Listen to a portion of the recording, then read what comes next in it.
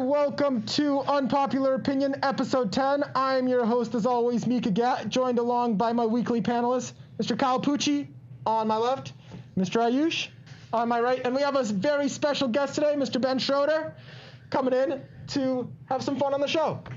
All right, guys, ready for a really heated show today? Let's start off. He's my baseball catcher. Special shout out. Okay, special shout out. I like it. Kyle giving the shout outs here. All right, let's start off with the first question. Huge NBA trade happened, I think it was yesterday, right? I think it was yesterday, maybe 2 days ago. It was Russell Westbrook for John Wall and a first-round pick from the Wizards. Now, I want to hear, who won this trade, who lost this trade, and why? Ayush, first. Go. I think Washington won this trade. First of all, John Wall hasn't played in 2 years, so we don't know what level he's going to play at. And on his best season, John Wall averaged 37% from three and 45% from just a field goal percentage. And then after that, he hasn't reached 35% from three once. And Houston's biggest need is three-point shooting because how many threes they take. Yep. John Wall really isn't going to fix that problem. He shoots only 2% better than Russell Westbrook. So they didn't really fix anything. Not only does he make more money than Russell Westbrook, we still don't know if he's going to be an all-star level again. And at least Washington's getting a player that they know what they're going to get every night. Russell Westbrook's not a great shooter, but he's going to give you 100% effort every night. And he's a triple-double machine, so I think Washington won that trade. Awesome. All right, I want to hear what Mr. Ben Schroeder thinks. What do you think, Ben? Yeah, that was a no-brainer. I mean, Washington, they took care of that. I mean, that's just the stupidest trade by Houston. The only reason maybe to take that as a first-round pick, but what is it, a 2023, I think? And it's protected, too. Yeah, and like you said, John Wall hasn't played in 2 years. Yeah, Westbrook all-star. He's been an all-star since, 2015? I don't know. That was pretty dumb. Yeah.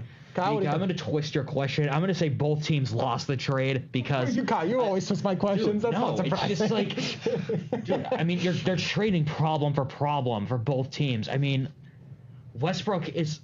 Okay, look, I get what you're going to get from Russell Westbrook, but... now you're with Bradley Beal, who averages 30 a game. They're both going to want the... All right, you can't play with two basketballs. They're both going to want the ball almost every second.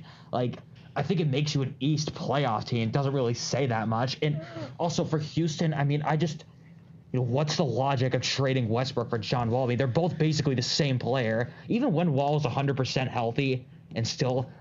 I mean, again, like I said, he hasn't played a game in 2 years. We don't even know what he's going to be. And even when...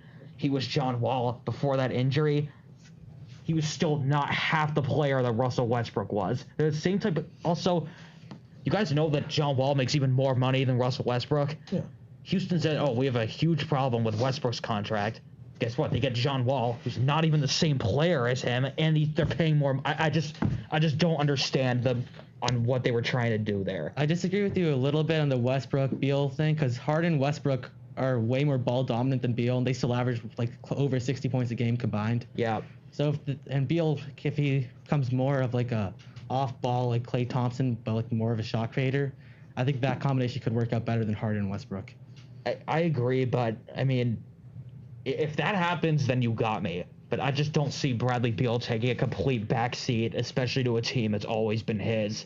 And not really Westbrook who just got there. I mean, he did play with John Wall pretty well because Bradley Beal was the number 2 guy in Washington for many, many years. And when John Wall left, and he stepped up. But I agree completely with Ayush.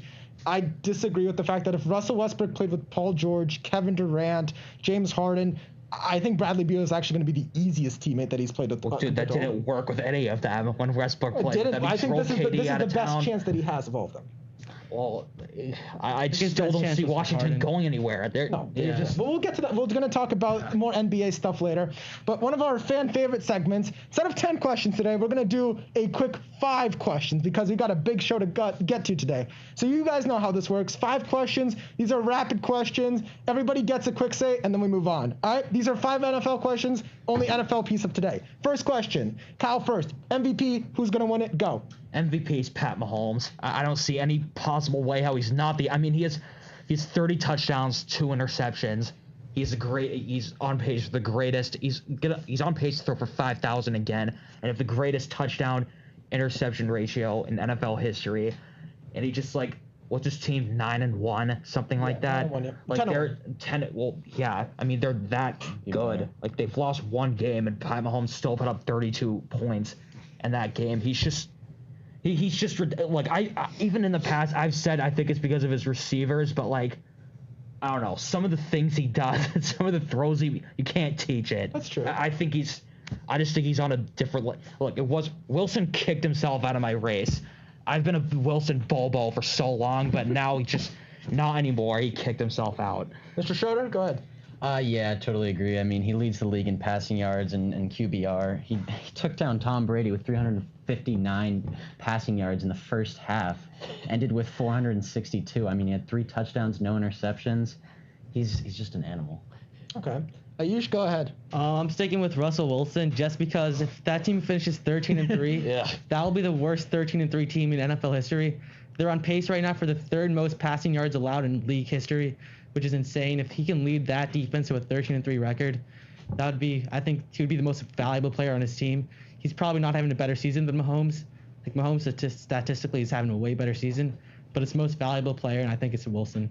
Yeah, Russell Wilson's got 11 picks, so I don't know about that. See, I'm going to go off really similar to what Ayush says. Pat Mahomes is the best player in football. We're not going to disagree with that, but he also plays on the best team in football. But the Chiefs were not the Chiefs until he Alex showed Smith up. was not bad, Kyle. They went 12-4 Alex Smith was without pretty him. good. Okay, and they exited the first. Dude, they couldn't win a home playoff game. Like they weren't that Kyle, good. I know. Dude. My point is, I think same reasons as you said, it's going to be Aaron Rodgers because his numbers, his numbers are better than Russell Wilson's, and he's playing at a top 3 year in his entire career, and he's doing it with outside of Devontae Adams. He's doing it with receivers who are probably inconsistent and can only catch the ball 75% or 60% of the time it's thrown to them. Oh my God! Wrong answer. Wrong answer. Are you kidding All right, me? Kyle, we're moving on to the next question. This is not a long debate. This is the second question. That's ridiculous. All right. That's just stupid. How right is there. that's not stupid? Yes, it is. Aaron Rodgers isn't even, like, he might He's be in the below Josh conversation. Allen right now.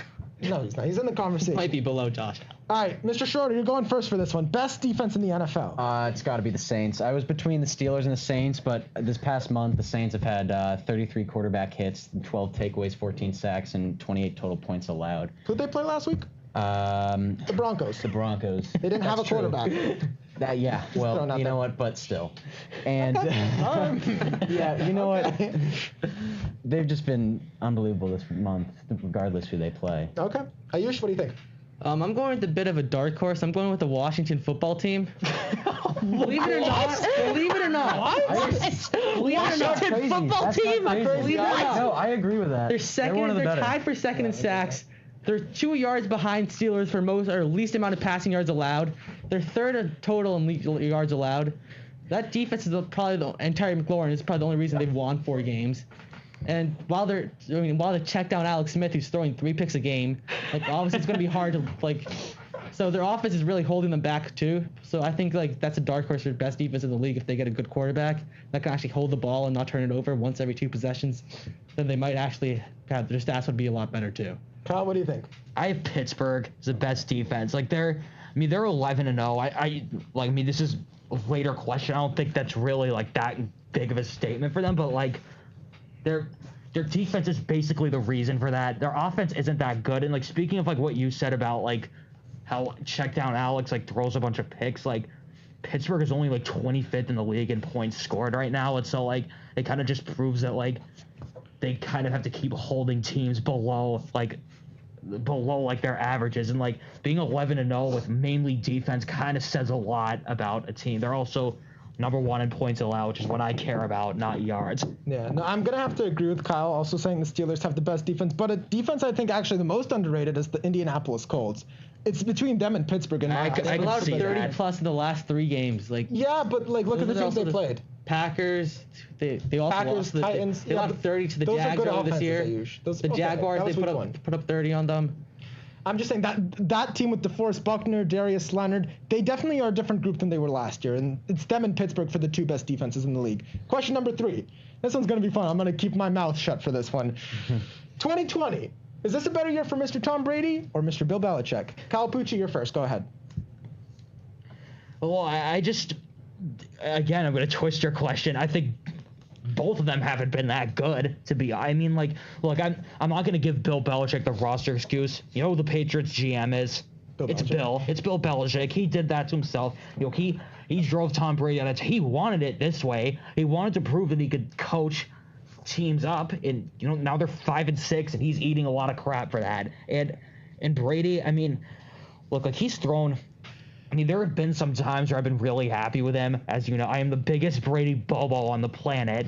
But, like, in a lot of big games this year, he just simply hasn't played well. I mean, I know he threw for, like, 350 yards in, like, the Chiefs game, but, like, they were also down by 100 points, like, really early. And so, like, you're kind of going to get those numbers. And I just, like, 11 interceptions is just not good enough. I agree. Even with 28 touchdown passes, it's not good enough. Ayush, what do you think? I think it's Bill easily. Brady's talent on his offense with Godwin, Ronald Jones, Gronk, Mike Evans, Antonio Brown, Scotty Miller. It doesn't Cameron help when you have an Brate, O-line who O.J. Howard. can't block anybody. Like, his O-line in New England was not much better than what it is in Tampa. Yes, it was. Are you kidding me? Yes, dude. The one thing Brady has always had in New England is an offensive line. What is wrong with you? Dude, They have always had an offensive line. He threw the ball in under 2 seconds, like half the time he was here, just because his line was trash. That's his game, dude. He finds the open person and throws it immediately. Exactly, and you can only do that with Bill Belichick, because with Mike Evans, Chris Godwin, like all these people, they're not going to be able to get open within 2 seconds. They get open when, like, Pittsburgh, Big Ben created more plays when he broke sacks. Antonio Brown got open, he found him downfield. Mike Evans and Chris Godwin succeeded when Jameis Winston was hucking it down 50 yards, hoping that one of them would catch it. And that's just the stupid Tampa Bay system. Like, Brady also, he doesn't even fit in that system. All they do is chuck the ball downfield. That's never been his game. He doesn't throw the ball downfield. But still, I think Bill's, if you're talking about coaching a team up, any other coach with this talent the Patriots have is 2-3-13 team. Yeah, because 5-6 is such a valuable record. I mean, the fact that we were in close games with the Chiefs, the Bills, like, if we go win out, we're 10-6 and have a decent shot at the playoffs. That might be the best coaching year of any coach ever. If we win out, okay, and if I win $1 billion tonight, then I'll be rich. All right. Enough of you two. Schroeder, what do you think, Mr. Schroeder? Yeah, I would have to say Tom Brady, because he's got, like you listed off, he's got Mike Evans, Chris Godwin, he's got Gronk, he's got probably top 10 defense. Got Antonio Brown too. Yeah, he's got Antonio Brown. He's just living a better life down there, and Belichick, once again, he's been impressive working with nobody, but it's no question, it's Tom Brady. I agree with that. All right, next question. We're gonna leave the last question, that Kyle's favorite question, for the last one. We're gonna talk about the 11-0 Steelers. Are they overrated or are they underrated, or are they just right? Mr. Ben, you're first. Yes, they are very overrated. They beat the Broncos by 5. They beat the 4th-string Cowboys by 5. They beat a 3rd-string Ravens quarterback by 5. They're also saved by the refs in that Cowboys Kyle, game. I'm just backing up, Ben. Just backing it up. With Lamar last week, they definitely would have won that game. I don't think they'll stay perfect. They won't play the Chiefs or out-of-conference New Orleans or even the Bucs. They play Washington this week. Alex Smith is 8-5 as a starter with Washington. He's 2-1 this year. He's got Terry McLaughlin and Antonio Gibson. He's got probably one of the best defenses. I think this could be a big upset week. Really? You think they win this week? Yeah. Okay, and I disagree with that. I think it's going to happen against the Bills in 2 weeks, but not this week. I use your next. Go ahead. I think it'll happen then, too. I don't think anyone's saying the Pittsburgh's better than Kansas City, and right now I believe they're maybe top 2, top 3 team in the AFC, which is everyone's saying they are. Yeah. So right now I'm going to say they're perfectly rated, because no one's saying they're better than Kansas City. And at 11, and they're probably, as Ben said, they're not going to win out. They're probably going to finish 15-1, 14-2. And so I think they're perfectly rated as the 2nd or 3rd best team in the AFC. Kyle, what do you think? I mean, this is going to sound stupid, but like 2 weeks ago, I had the Steelers as actually a legit team. But now that I really think of it, I think they're overrated because, like, I mean, as Ben said, I mean, they really haven't played that many teams. Like, and they get saved by the refs in almost every game. They got to face, who was that quarterback who came in for the Ravens? You want to talk about saved by the refs? Kansas City's been saved by the refs so many times. He's only known through TikTok, which is not fun. Yeah. He's not even known for football. He's known for a social media platform. They're not even a two-sided team. Like, all they have is a defense. They don't have a good offense, and they're just they're not good. They're going to get waxed by Kansas City if they play them in the playoffs. Yeah, they're not going to. When you talk about saved by the rest, though, Kansas City's been saved by the rest multiple times. I'm not going to battle with you on that. I agree.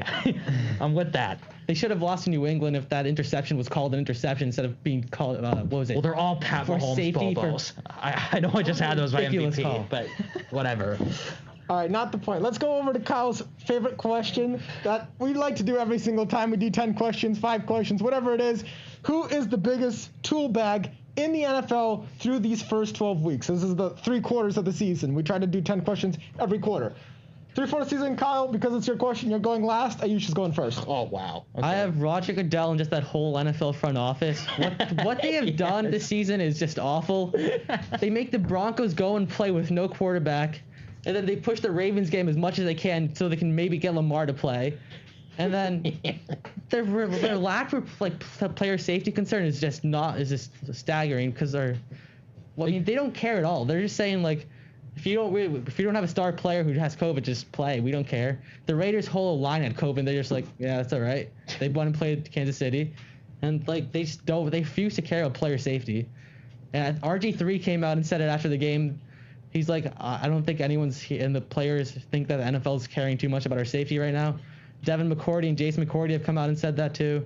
There's a lot of players that have voiced concerns about how the NFL is handling this, and I think they just did an awful job. Just handling their. Just had no plan coming into the year. Just thought it was all normal. Yeah. All right, Mr. Schroeder. I said Bruce Arians, especially after what he said about Tom Brady. I mean, you can't say that about greatest quarterback ever, and blaming all those bad throws from Tom Brady. It's just disrespectful, I think, and pretty brutal. Kyle, go ahead. My tool bag was also Bruce Arians because he just, dude. I mean, it's every week with him. The first week of the season, he blames Tom Brady for remember the Mike Evans throw or something? He's like, oh, Brady, that was all Brady's fault. Then literally the next day he comes out in a press conference and says, oh, wow, looking back at it, it's actually Mike Evans' fault. He just, dude, I mean, he doesn't know how to get his team prepared. That team has so much, on both sides of the ball, they have so much freaking talent. And he doesn't know how to get them prepared. Their defense sucks mainly because of him. And Bruce Arians just doesn't know how to game plan. No, he doesn't know how to game plan. Also, he's just not letting Brady play his game. Just chucking the ball to Brady's never done that. Go look at every year in New England he's been here. He doesn't chuck the ball downfield. It's Other just than the year he had Randy Moss, they've never really had a deep threat. It's just been short, dinking dunks with it's Edelman always and Walker. short throws and just finding it and releasing it exactly when he wants to. And it's just what does Bruce Arians do? And also, who's even he to be calling out all these players? All he does is just sits there while they try to figure it out, and he's just standing there on the sidelines with his hands in his pants. All right. Well, I mean, I agree that Bruce Arians definitely is a tool bag, but I don't even think he's the biggest coach tool bag in the NFL. He's the biggest coach. I think it's Adam Gase. Adam Gase, first of all, let's just go through the coaches that don't have a job anymore. Matt Patricia, Bill O'Brien, Dan Quinn. If anybody can look me in the eyes and tell me those 3 head coaches are actually worse than Adam Gase, I will laugh at you. Matt Patricia is arguably worse. I think the Jets are just saying, Adam Gase, get us to 0-16 so we can get the number 1 pick. After that, you're gone. Because Matt Patricia. I mean, maybe not Matt Patricia, but I'm just saying he went out and admitted that Sam Darnold should have been so much better than he is just because of the way he's grooming him. He said that on ESPN, meaning that he's just giving up in his efforts to teach his young quarterback. At least he admitted it. He's not Yeah, but exactly. At least he admitted it. But at the same time, you don't do that when your team is Bruce Arians is calling on Tom Brady. They're all giving up. Everybody knows the Jets are tanking. Bruce Arians, he tries to take all the credit for when things go well, and then he takes none of the blame when things go bad. When he was with Arizona, he had Larry Fitzgerald, Carson Palmer, Patrick Peterson, Tyrann Mathieu, Calais Campbell. That team was stacked, and they've lost in the NFC Championship, I believe. They've lost by 35 in the NFC Championship game. He's not a good coach. I think he's the most overrated coach in the NFL right now. He's losing his job after this year. But think about it this way. Adam Gase had players like Jamal Adams, Le'Veon Bell. Maybe you can say it's the Jets system, but as soon as they leave that, except for Jamal Adams, but as soon as all those players leave the system, they just become so much better. Le'Veon hasn't done much for Avery Williamson, I think, got traded to Pittsburgh, too. Has he played yet? Because think of the receivers that Bruce Arians has always I'm not had. saying Bruce Arians isn't the biggest tool bag, but I think Adam Gase has to be in consideration for that as well. Yeah, I agree. He is a tool, but All right, awesome. Now let's get back to the NBA to talk, because NBA is coming back 22nd, I believe. I think Yep. 7 o'clock game started off. We got Kevin Durant, first game back from injury, playing, of course, his old Golden State Warriors team without Clay for the second season in a row, which is very sad to hear. And then the nightcap is the Battle of LA, which is going to be with like red carpet and everything as well, because it's the Battle of LA. All right, but let's talk about, we live here in Boston, so let's talk about the Boston Celtics. This offseason, Gordon Hayward went over to get a little comfy, little cozy $120 million 4-year deal with the Charlotte Hornets. Brad Wanamaker in Golden State. And we also lost Enes Kanter back to the Trailblazers. And in the draft, we talked about this, I think, 2 weeks ago. We did. We got Aaron Nesmith, who me and Kyle were really happy about, and I usually Awful just pick. crying about Cole Anthony. he's still crying about But it. so we got him. We were able in free agency last minute to get Jeff Teague, and we'll talk about it in a second. So hold your opinions. And Tristan Thompson. And we also learned that Kemba Walker is not going to be playing till at least January. So the first couple of games are going to have to be without Kemba Walker. So I want to see, do the Celtics have better chances to make the finals than they did last year? Kyle, go ahead. Just tell me what you think about the Celtics this year. It doesn't have to be that specific. What do you think about them for the year? Go ahead. I mean, like, despite thinking that they may have gotten a little bit better, I just still don't think it's good enough to really be in contention with these other East teams. Like, I mean, I think we know the 3 other teams who are really good. I mean, you have Milwaukee, then you have Brooklyn, then you have Miami. I mean, the Celtics, like, we still don't have a big man who can stretch the floor. I know Thompson's good and can play defense, but it's just like, Ainge didn't. Oh, by the way, since we just talked about tool bag, I'm gonna give a special tool bag shout out to Danny Ainge for handling the Pacers thing the way he did. You know, he wants. Hey, we had the deal. We had it. We had Miles Turner and who the hell was the other guy? Sean McDermott. No, Yeah. Doug McDermott. Doug McDermott, yeah. Yes, like both of those. You know how much of a win that would have been if we got rid of Hayward for those two, but instead he asked for Oladipo. And what are you doing? And that Hayward for Oladipo Or might not TJ even be Warren. a He fit. also asked either Oladipo or TJ ultimately Warren. that's going to help.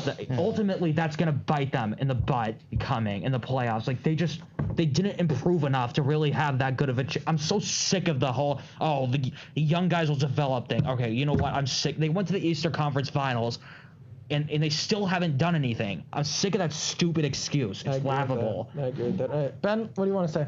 Yeah, I agree with Kyle. I mean, they still have Jason Tatum and Jaylen Brown and Marcus Smart and Kemba Walker, but they also still lost Gordon Hayward. They had a great trade opportunity that, like you said, was Just completely messed it up. yeah. Completely. I don't see them beating Miami or Milwaukee. I mean, if they couldn't beat the Bulls last year in the Eastern Conference, which they definitely should have been able to. The Heat. The Heat, yeah, sorry. Yeah. The Heat. Then there's no way that they can make it this year. I agree. What do you think? Yeah, I mean, unless Jason Tatum and Jaylen Brown take huge steps forward in their games. Which they did last year, and it still wasn't really enough.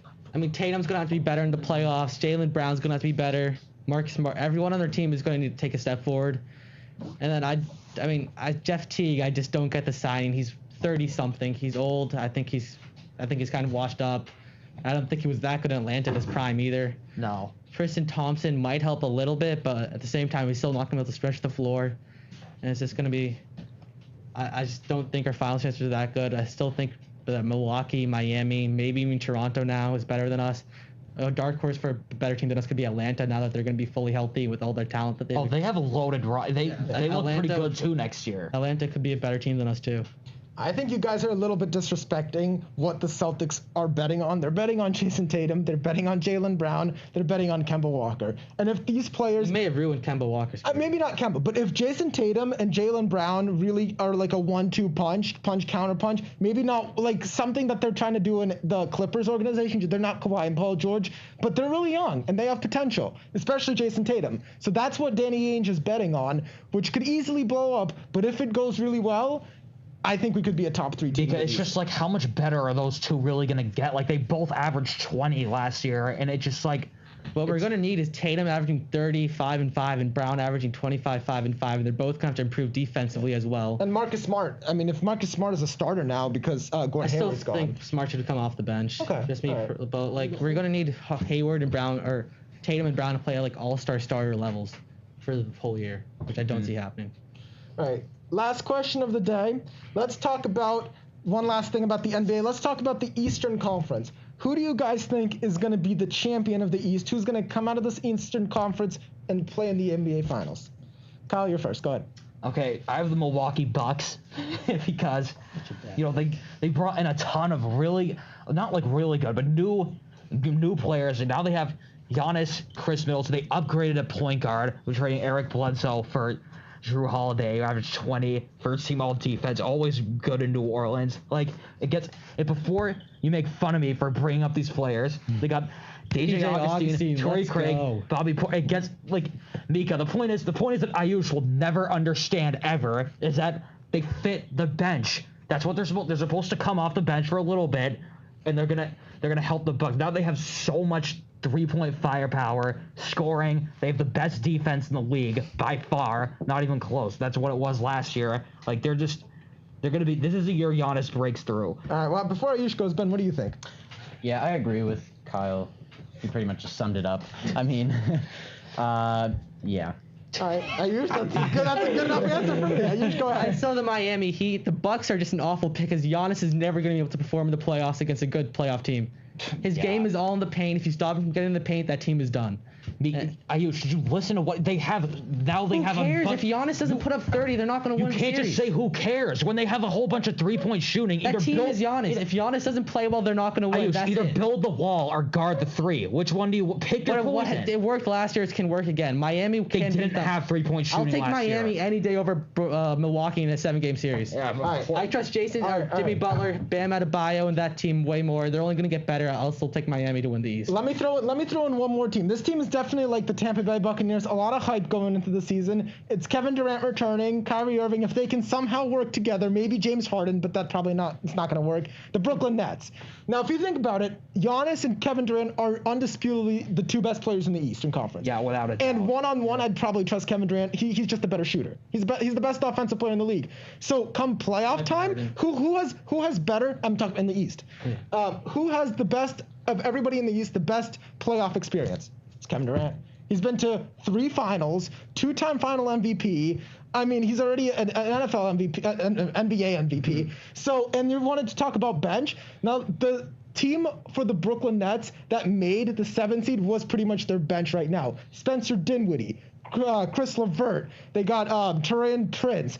I mean, they're not great, but that is a much better bench than Milwaukee. You're still forgetting about Kyrie Irving. Yeah, absolutely. Well, Kyrie Irving can be is going to self-destructive. destroy that team unless he gets injured halfway through the year, which they probably will have to rely on. Yeah, go ahead. Because it's just I get what you're saying about their bench, and yeah, it kind of does counter my point, but I also think it doesn't counter my point because I just think it's too many mouths to feed. That's why you just made a really good point. If Kyrie gets injured. If Kyrie, first of all, Kyrie is going to mess it up. I think. Yeah, he's the most toxic person in the league. He's going to mess it up. But KD and Kyrie are already saying, we don't even need a coach. Yeah, because that's such a great attitude for these young players saying, we don't need a coach. I'm going to take I'm going to take turn being a coach. It's we've seen a million times. When you have too many mouths to feed, it ultimately blows up in your face. Just look what happened to the Celtics 2 years ago. We all thought they were going to without a doubt, every single person in the country thought they were going to the finals because of their talent. Ultimately, it was too much talent. You need the role players